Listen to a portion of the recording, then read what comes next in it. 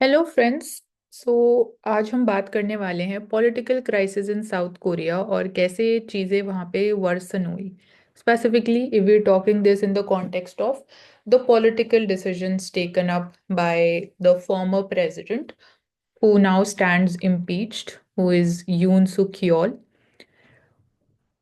So over a time period हमने देखा कि साउथ कोरिया में जो कंजर्वेटिव पॉलिटिकल पार्टी और जो लिबरल पॉलिटिकल पार्टीज है साउथ कोरिया में, उनके बीच में डिवाइड विद टाइम इंक्रीज होता गया। जो कंजर्वेटिव्स हैं वो सपोर्ट करते हैं अथॉरिटेरियन लीडर को, who is considered to be the main architect of South Korea's economic development. And on the other side जो कंजर्वेटिव सेक्शंस हैं, सॉरी जो लिबरल सेक्शंस हैं, दे फील कि कोई और लीडर है जो again is associated with the, we can say, political stabilisation in South Korea. तो ऑपोजिंग आइडियाज हैं बट डिवाइड दोनों के बीच में इंक्रीज होता गया with time and developments. Conservatives ज्यादा प्रो अमेरिकन हैं, they are more accommodating towards even Japan and confrontational towards North Korea. तो इसका एग्जैक्ट ऑपोजिट है लिबरल्स का।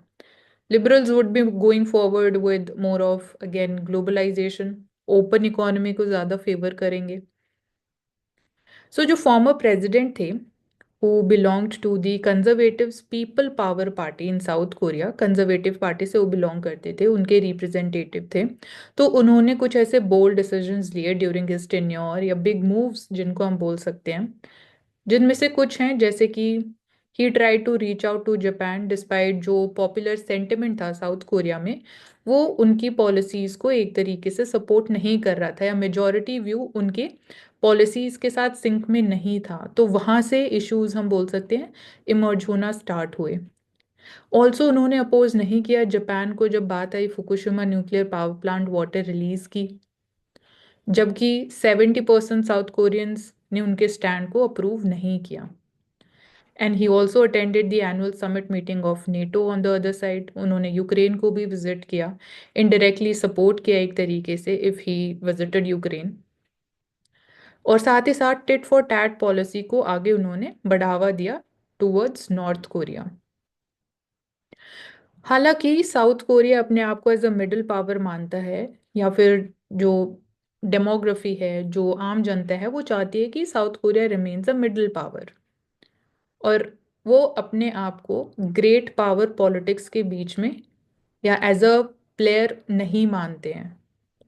But again counter to all these ideas, जो फॉर्मर प्रेसिडेंट थे उनको फिर इम्पीच किया गया ऑन 14 दिसंबर। और इससे पहले उन्होंने 3 दिसंबर को एक अगेन मोशन पास पास किया कि मार्शल लॉ अप्लाई होना चाहिए साउथ कोरिया में, बिकॉज ही फेल्ट कि ऑपोजिशन बहुत ज़्यादा इंक्रीज हो रहा है या फिर कुछ ऐसे गवर्नेंस चैलेंजेस हैं। बट चीज़ें उनके ऊपर ही उल्टी पड़ गई आगे जाके कि he had to face impeachment and he got impeached.